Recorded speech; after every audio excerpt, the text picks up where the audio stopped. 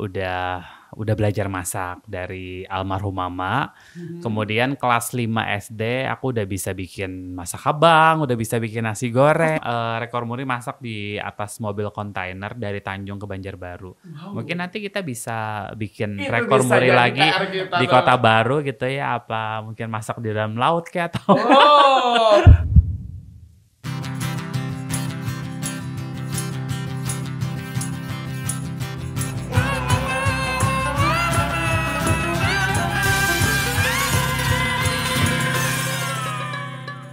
Halo semuanya, bertemu lagi dengan saya Pradana. Dan aku Habibah. Tentunya dalam podcast Bincang Akrab, Ajang Kreativitas Bamega. Nah, malam hari ini siapa yang kita undang nih? Gue star tentunya spesial banget ya, Biba. Tentu spesial, karena kalau di Bincang Akrab nggak mungkin nggak spesial. Yes. Oke, langsung saja kita present Chef Agus Sasirangan. Halo Dana Habibah. Halo Chef, gimana kabarnya? Alhamdulillah baik, sehat. Baik. Kalian berdua gimana? Sehat. Sehat, alhamdulillah. Merah merona ya. Iya, semangat hari ini. 17-an. Bulan depan udah 17-an. Iya, asli kan mau 17-an ya. Chef. Iya, Oke. iya. Nah, kita ucapkan selamat datang di Bumi Sejaan. Ini udah yang keberapa nih? Chef Agus Kayaknya udah sudah hampir di Kota menjelang Baru. 10 kali kali. Wow. Luar biasa. Sangat mencintai Kota Baru ya. Iya, udah Harus kayak diundang. second home lah ya. Yes, of course. Boleh dong minta tepuk tangan kepada Chef Agus Sasirangan. Oke, nah ngomong-ngomong, sebelum kita ngomong lebih lanjut, Ya. saya mau nanya nih, penasaran banget nih ya. Ini question pertama nih. Awal mencintai di dunia masak dan kuliner itu dari kapan sih, Chef? Berat ya pertanyaan. Oh, Kirain awal ringan. Di awal Kirain udah ringan. berat ya, udah Kirain deep dari banget pertanyaannya udah makan apa di Iya, sini. iya, iya, iya. Aku sebetulnya kelas 2 SD itu udah belajar masak dari almarhum mama. Kemudian kelas 5 SD aku udah bisa bikin masak abang, udah bisa bikin nasi goreng. Tuh SD. Masak abang tuh favorit aku banget loh. Itu kelas 5 SD itu udah bisa bikin nasi goreng, udah bisa Iya, bikin masak abang. Kemudian dari situ sebetulnya suka masak dan akhirnya dilanjutkan SMK Sekolah Tata Boga. Kemudian pernah 2006 itu ikut lomba masak seluruh Indonesia, kemudian dapat beasiswa kuliah di Malang dan kuliah di Malang pun juga sama Tata Boga juga. Berarti emang tata boga dari dini banget ya. Ya, jadi memang dari kecil di dunia kuliner, kemudian passionnya muncul dan didukung lagi dengan pendidikan yang yang mumpuni lah, artinya pendidikannya pun juga jurusan memasak. Tidak salah kalau MasterChef Indonesia itu menjuarai, ya kan? Chef Agus. Oke, Wow. Chef Agus aslinya Banjarmasin. Kenapa? Aslinya Banjarmasin, aslinya. Aku aslinya Marabahan sih. Oh, Marabahan. Iya, Batola Marabahan. berarti ya. Batola. Masih produk Banua lah. It's okay, tapi kan perwakilannya perwakilan Banjarmasin ya. Iya. Karena Iya. dulu kan ibu kota kita Banjarmasin. Ya, ya mungkin orang taunya Banjarmasin, ya udah Banjarmasin. Oke. Nah, selama tahu di dunia kuliner dan masak ini, Chef gitu, ada nggak menurut Chef kayaknya aku harus bisa menggali masakan apa lagi nih?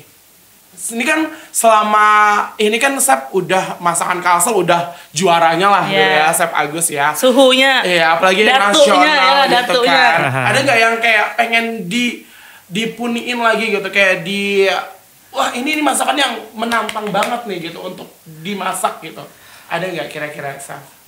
Sebetulnya kalau kita ngobrol masakan tuh luas ya. Artinya apalagi seorang chef itu sebetulnya nggak yang harus spesifik masakan Nusantara aja. Yes. Tapi juga harus ngerti tentang masakan western, kemudian Wow, pastry, yes. bakery dan lain sebagainya.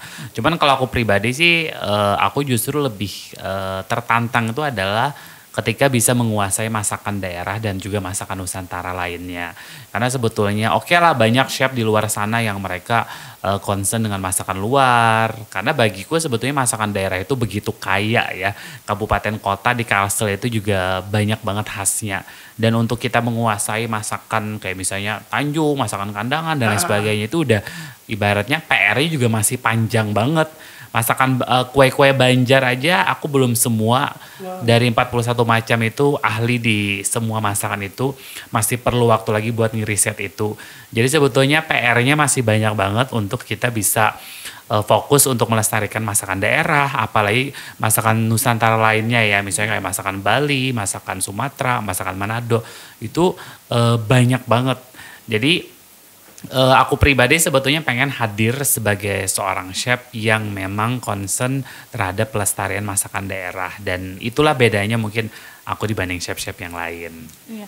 Tapi kalau untuk tingkat kesulitan nih masakan, kan saya udah memasak ratusan bahkan ribuan masakan nih ya. Kalau untuk tingkat kesulitan masak itu yang mana yang paling sulit? Yang Nusantara Indonesian food atau yang Western? Sebetulnya justru tradisional itu menurut aku jauh lebih sulit. Misalnya kayak kita bikin onde-onde gitu ya.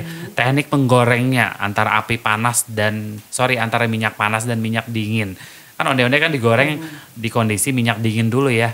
Nah kalau misalnya kita ngegorengnya misalnya dengan minyak panas, bisa aja onde-ondenya jadi ketawa, pecah misalnya. Nah sebetulnya kue-kue tradisional itu menurut aku justru lebih sulit. Misal kayak kita bikin kue mangkok, cara bikang, ketimbang misalnya kita bikin cake, bikin brownies, itu sebetulnya tingkat kesulitannya tidak sesulit ketika kita membuat kue-kue tradisional. Kue tradisional itu kan ada yang tekniknya dikukus, dipanggang, bahasanya api salah aja, atau mungkin kita bikin bolu kukus kalau misalnya panci kukusannya juga belum begitu panas, hasilnya pun juga nggak maksimal. Jadi sebetulnya tingkat kesulitan membuat kue tradisional itu jauh lebih sulit. Nah kenapa sekarang misalnya anak muda atau mungkin chef-chef mereka tidak begitu mungkin tertarik untuk mengangkat masakan daerah, karena mungkin kayak kurang entertain kali ya. Misalnya gini, ibarat masakan daerah itu kan misalnya dipepes. Nah itu kan harus ada bumbu yang disangrai dulu, harus ada bumbu yang dibakar dulu biar nggak langu. Kemudian kalau mau lebih enak harus diulek. Nah itu kan kurang entertain ya, ketimbang misalnya kita bikin spaghetti, kita bisa bikin steak, atau mungkin anggapnya sekarang cooking class anak-anak kalau misalnya kayak bikin donat atau bikin cupcake tuh kayaknya lebih keren ketimbang misalnya ada nggak sih anak-anak diajarin bikin pais atau bikin lempeng atau bikin wadai untu, kan kayaknya kurang entertain kan ya. Akhirnya itulah yang memang anak-anak milenial ataupun ibaratnya yang masih kecil pun kayaknya kurang begitu tertarik dengan sesuatu yang tradisional. Nah karena apa? Karena orang kan kadang-kadang nggak mau ribet ya. Masakan Indonesia itu kan semua harus ada tekniknya, kayak pepes ikan. Kan ibaratnya bumbunya kayak kunyit itu harus dibakar dulu, kemiri harus disangrai dulu. Kemudian nanti ngemepesnya misalnya harus menggunakan daun pisang biar aromanya wangi. Nah prosesnya kan cukup panjang ya. Nah tidak semua orang memang akhirnya tertarik atau mungkin concern terhadap lokal produk. Jadi kita perlu mengapresiasi untuk siapapun itu, apalagi milenial yang aware terhadap lokal produk. Berarti ini PR kita nih Kak Dana. Ini PR kita banget nih. Ya logikanya aja lah, kamu ibarat lebih tertarik belajar bikin wadai untuk atau ketimbang bikin brownies. Kamu lebih tertarik bikin brownies bikin cupcake gitu kan ya. Tapi kalau kamu kayak belajar, bikin lemper, bikin namanya arem-arem, kayaknya kayak kurang menarik ya. Nah itulah ibaratnya, makanya kalau nggak kita itu akan tergerus oleh zaman dan akan hilang, sayang. Nah ini ilmu juga buat kita dan sahabat akrab yang lagi menyaksikan podcast kita hari ini. Keren sekali sih, bener. Kadang kita juga kayak banyak terpengaruh dengan masakan-masakan luar ya. Hampir melewatkan masakan-masakan tradisional ini, tingkat kesulitannya emang bener-bener ini ya. Iya, detailnya. Iya, sama juga contoh misalnya kamu ke pasar tradisional terus kayak jajan kue gitu ya, udah harganya itu udah 1.000, ada aja mau nawar 800 ya. Betul. Nah pada effortnya untuk bikin kue-kue tradisional itu kan bangun subuh, bangun jam 2 pagi bahasanya, emak-emak acil-acil nih kan bola wadai. Ini betul. Nah sekarang kalau misalnya kita belanja beli donat, beli brownies, ada nggak sih kita nawar atau mungkin kita jajan di bakery terkenal di itu mall, ya kita nggak pernah nawar dan kita dengan loyalnya belanja itu, padahal dari segi harga tuh jauh beda dengan kue-kue tradisional. Seberapa banyak sih orang ngambil untung jualan kue harganya cuma 1.000, cuma 1.500. Nah kalau misalnya mereka jualan juga nggak begitu laku, akhirnya semangat mereka untuk jualan atau melestarikan kue-kue tradisional juga akhirnya berkurang. Akhirnya banyak dari mereka yang udah deh jualan brownies aja, udah deh jualan donat aja yang udah pasti laku. Nah sekarang kalau misalnya yang tadinya misalnya ada satu pedagang yang mengerjakan 10 macam kue tradisional akhirnya berkurang jadi 8, jadi 5, lama-lama mungkin cuman jadi 1, cuman jadi 2, sisanya mungkin kue-kue modern yang mereka jual. Nah disitulah maksudnya kita harus mengedukasi atau mungkin harus butuh sentuhan inovasi, kreativitas, packaging yang menarik. Gimana caranya mungkin milenial pun juga tertarik untuk mengangkat kue-kue tradisional tadi untuk bisnis kulinernya. Nah itu dengerin tuh sahabat akrab ya. Jangan lagi nawar-nawar tuh kalau udah mulai. Jangan nawar lagi gitu ya. Sekarang aku disuruh ngerjain mau nggak bangun jam 4 subuh. Maadon Wade Pais misalnya. Wade Pais. Tapi harganya cuma kayak Rp1.000. Aduh, sedih sih sebetulnya. Makanya dari itu sebetulnya. 50 biji cuma 50.000. Iya, maka dari situ sebetulnya kita harus sama-sama berjuang sih. Nah, di China kata salah satu dosenku gitu ya, ada satu perkampungan yang masakan daerah itu jauh lebih mahal ketimbang masakan pendatang. Nah, mereka tuh begitu menghargai tentang masakan daerah gitu loh. Nah itu sebetulnya PR kita juga, gimana caranya sebetulnya masakan daerah yang diproses jauh lebih sulit dibanding masakan-masakan modern, tapi juga bagaimana orang bisa menghargai itu. Yes. Kita kan kadang-kadang kalau misalnya kayak beli kue tradisional tuh kayak larangnya ibaratnya, kalau kan misalnya 1.300 atau misalnya 1.200, padahal aduh effort untuk bikin itu menurut aku luar biasa. Jam 3 subuh, jam 4 subuh. Kebayangkan ini kita, mama kita, acil kita bolah wadai. Suka sedih sebetulnya kalau ingat itu. Oke, ini ilmu banget buat kita ya. Betul, ini membuka pikiran banget sih, membuka pikiran. Nah, dan ini saya mau nanyain lagi nih.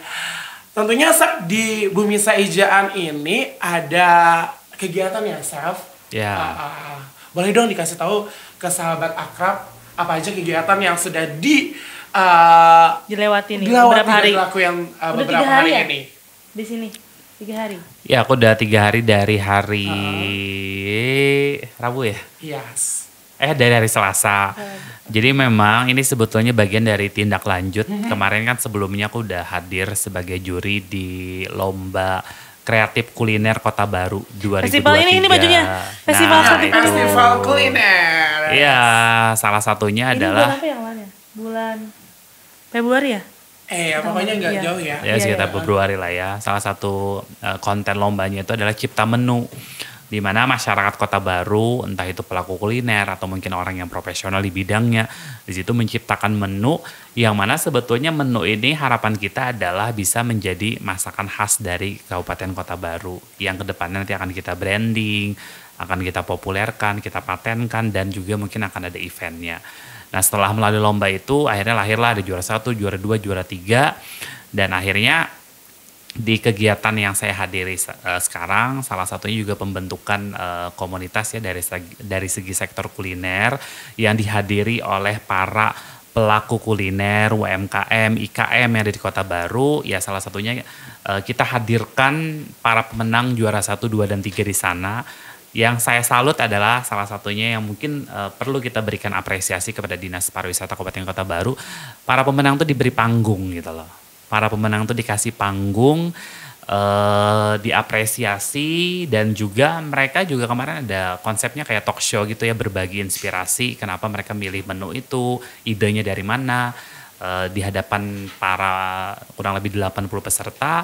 Kemudian di hari pertama itu juga aku dikasih kesempatan untuk sharing tentang bagaimana caranya membangun bisnis kuliner. Kemudian berbagi pengalaman selama perjalanan karir juga membangun usaha.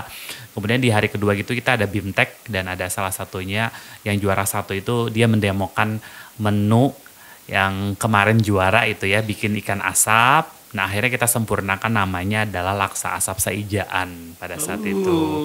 Jadi ada Udah pernah nyoba belum? Belum pernah. Ya jadi menunya memang saya bantu untuk direvisi.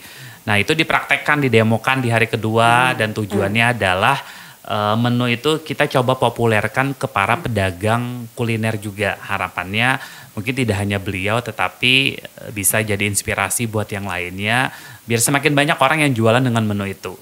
Wow. Iya. Jadi mungkin makanan khas Kota Baru ya? Iya. Jadi kayak gitu. jadi kemudian juga aku kemarin ada ide, aku sounding juga ke Dinas Pariwisata. Akhirnya kita bikin konten syuting masak di Bukit Mamake.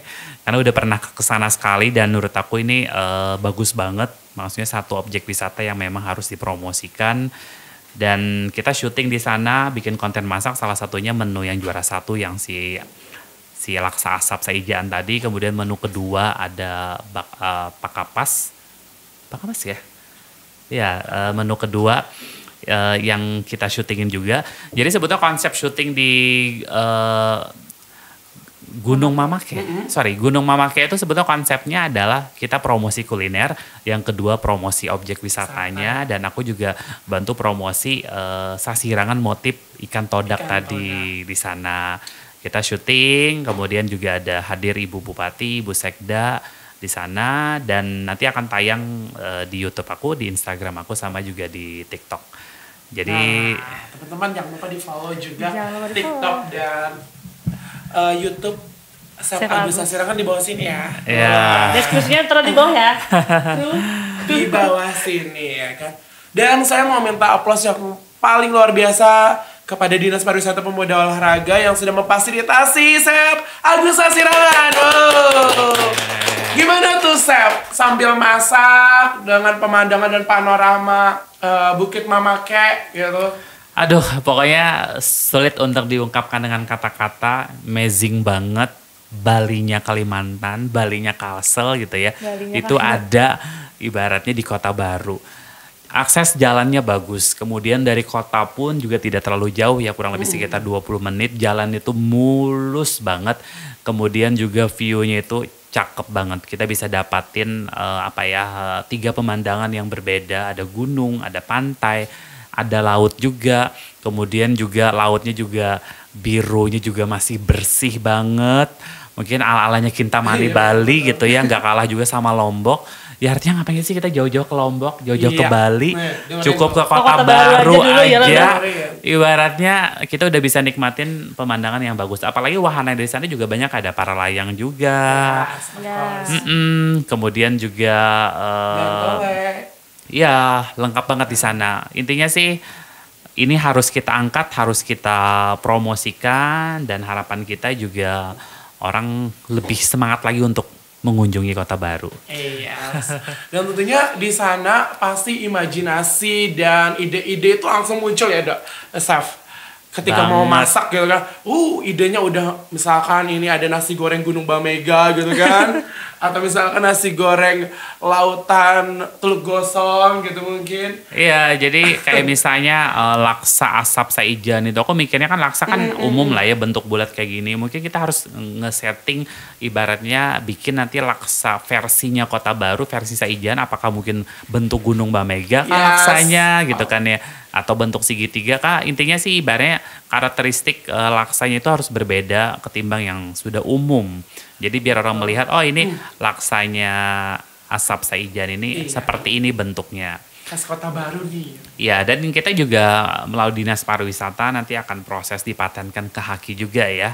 Harapan kita nanti dari event ini nanti ketika sudah dipatenkan ke HAKI, kemudian akan di launching menunya.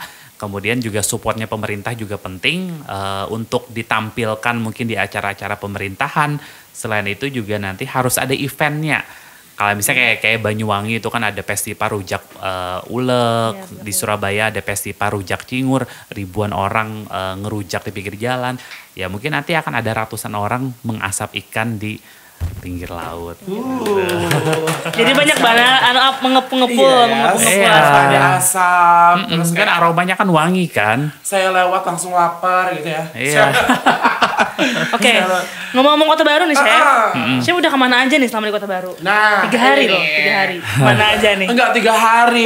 Saya udah lama. Sering kesini bolak-balik gitu. Yang pastinya sih yang selalu dikunjungi itu pasti SeaWorld ya, yang Sea Ring ini itu pasti harus ke situ untuk menikmati seafoodnya di pinggir pantai, pinggir laut lah intinya. Kemudian aku suka banget juga dengan kuliner bakso ikan yang ada di sini, itu beda menurutku. Maksudnya nggak ditemuin di Banjarmasin, walaupun di Banjarbaru ada tapi rasanya beda. Itu dari segi kuliner. Kemudian ya ke sini aku udah pernah ya ke pantai Kedambaan, kemudian Sarangtiung, salah satunya juga Bukit Mamake, kemudian apa sih namanya Hutan Meranti yang cuma satu-satunya ada di dunia. Itu aku juga udah pernah ada di sana, pernah ke sana juga. Dan itu juga mirip juga sama Kintamani di Bali ya. Ya pokoknya menurut aku Kota Baru tuh serba ada sih. Hasil lautnya itu udah nggak usah diomongin lagi. Semua ikan, semua seafood, semua ada di sini. Tapi Chef belum pernah ini, naik gantole belum pernah. Iya, nanti kita ajak ya. Itu belum. Summer Gelap juga aku belum. Iya, nanti kita ajak ya. Iya. Spesial buat Chef. Oke, satu kata deh buat Kota Baru, Chef. Apa nih? Biar teman-teman yang nonton kita sekarang bahwa harus ke Kota Baru gitu. Satu kata deh buat Kota Baru apa, Chef? Kayaknya nggak bisa satu kata deh Kak. Banyak ya? Banyak kata kayaknya. Satu kata kenangan. Wow. Kita kan jadi Sabta Pesona. Sabta Pesona lah, keren Iya, sekali. makanya aku bilang 7 dari Sabta Pesona itu kan yang terakhir itu adalah kenangan. Apa sih yang membuat orang terkenang dari Kota Baru kan banyak. Aku bilang gak hanya dari objek wisatanya. Sekarang selain dari objek wisatanya, selain dari keramah tamahannya adalah dari kulinernya.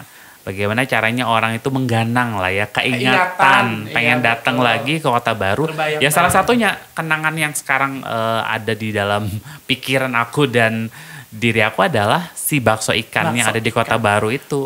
Mungkin gak hanya itu, mungkin nanti ada si tadi Laksa Asap, mungkin Gunung Mamake dan lainnya. Banyak nanti yang akan menjadi kenangan buat wisatawan yang berkunjung ke sini. Keren sekali karena Kota Baru itu adalah kota maritim. Jadi paling banyak lautannya gitu. Nah, ini yang Paralayang Gantole yang ada di Bapake. Jadi ada juga Bapake Chef. Kalau Chef tahu ada juga Bapake itu lebih tinggi lagi daripada Bapake ya Kak ya. Ini konsep kayak nge-vlog keren ya. Nikmatin keindahan Kota Baru. Wow. Keren banget. Nah, ini Chef PR nih. Naik kesini harus naik ini nih. Iya. Harus. Bisa nggak Chef masak sambil di Asia? Gak bisa ya. Masak sambil pakai gantole atau pakai paralayang nggak bisa. Oh, itu menjadi ini ya Chef. Nanti rekor muri.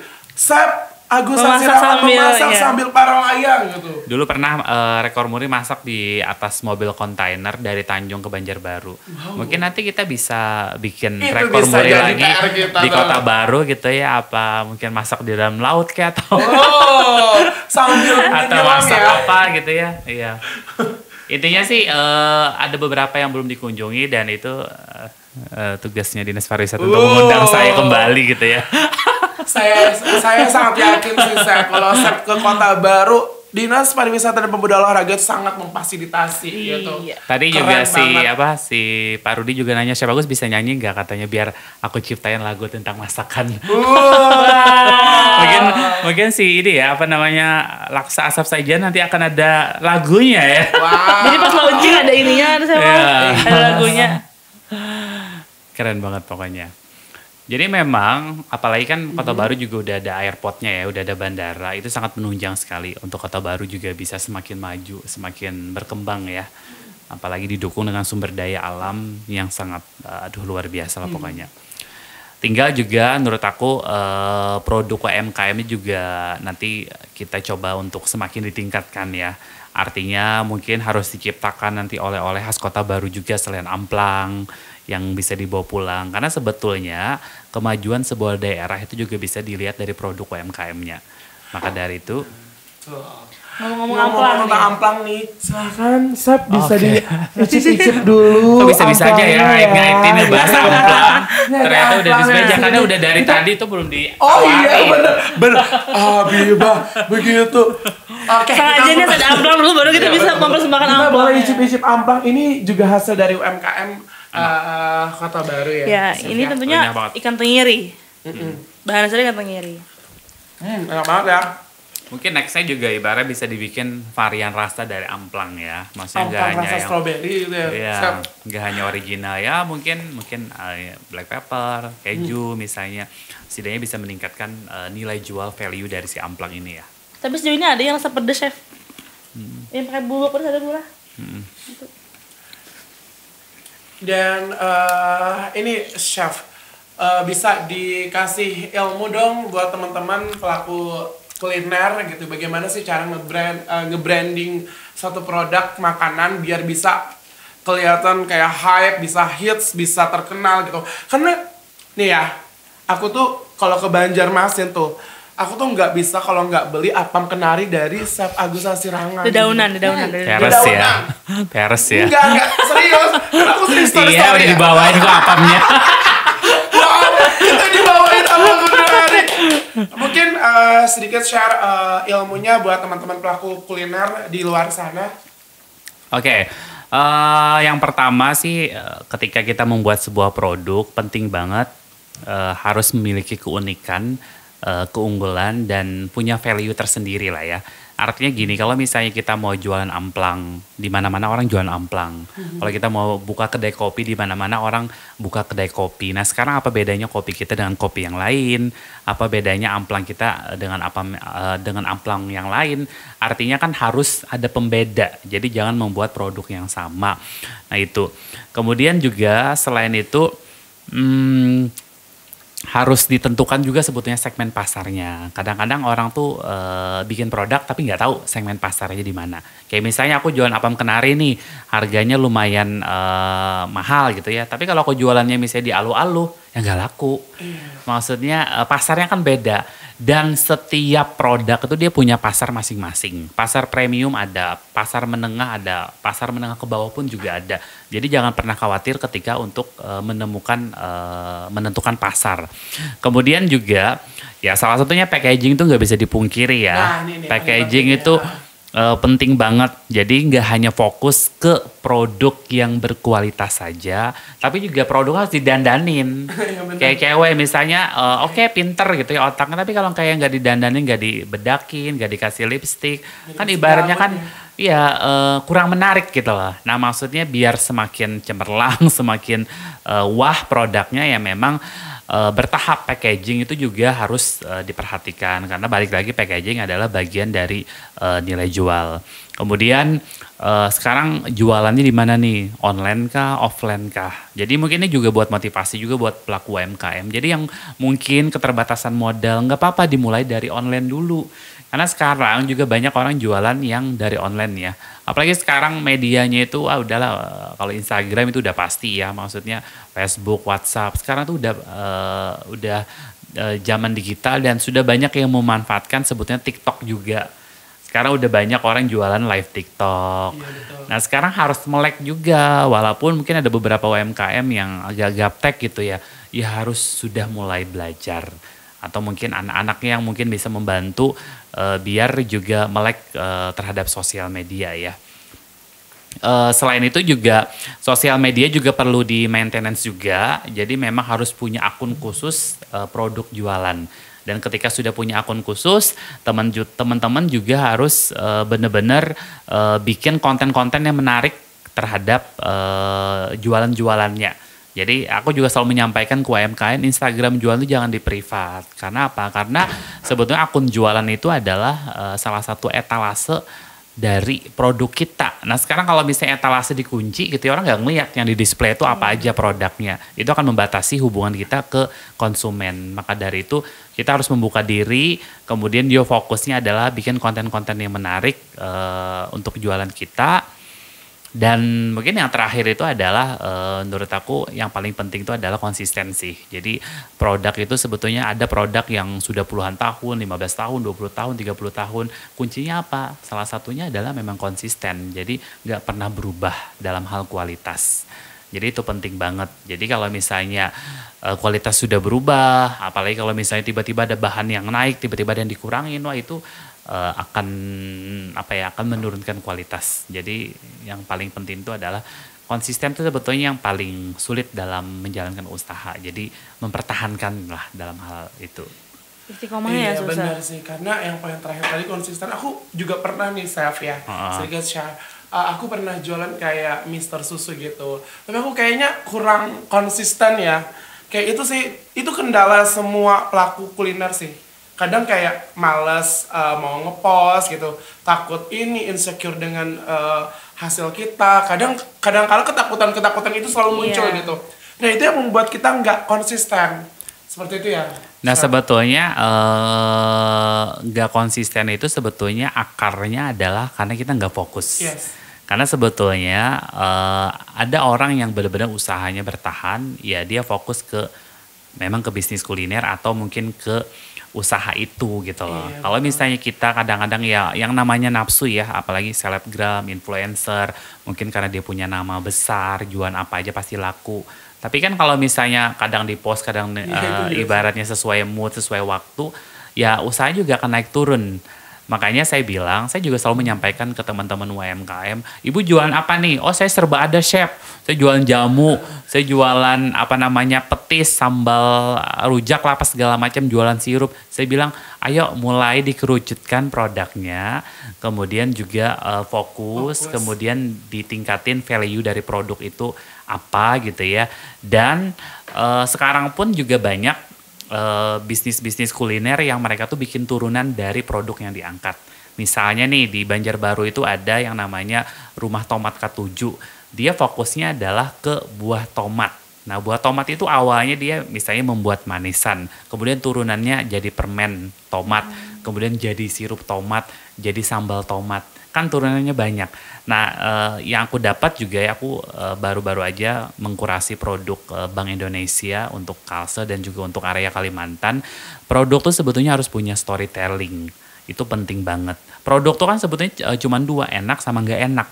Tapi sebetulnya ketika produk tuh punya cerita di balik itu yang menarik gitu loh. Misal nih, ibaratnya ketika orang datang ke Kota Baru nyobain misalnya laksa asap, nggak hanya sekedar makan laksa atau dengan ikan yang diasap, tapi sebetulnya di balik itu ada satu cerita yang bisa diangkat. Misalnya ada keterlibatan dengan nelayan ikan, atau mungkin proses mengasap yang menggunakan bahan dan alat-alat tradisional.